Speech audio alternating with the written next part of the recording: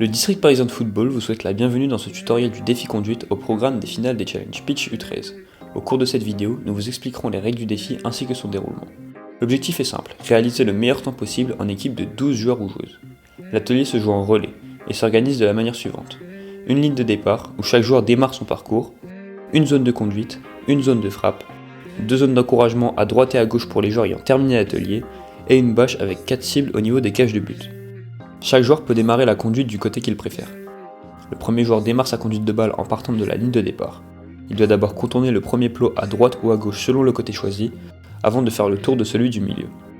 Voyons ce que cela donne en situation réelle.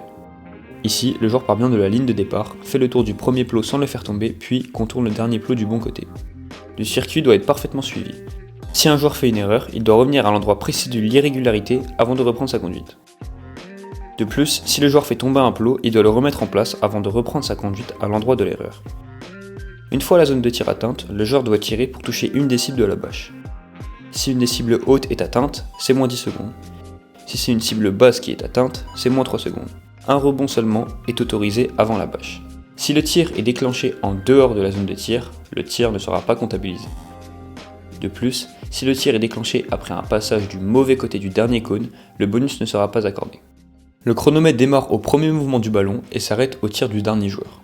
L'éducateur numéro 1 gère les départs et le chronomètre. Il tient l'épaule du joueur en attente et le libère au moment de la frappe du précédent. L'éducateur numéro 2 vérifie le respect du parcours. L'éducateur numéro 3 lui note les temps, les bonus et s'occupe des ballons après les tirs.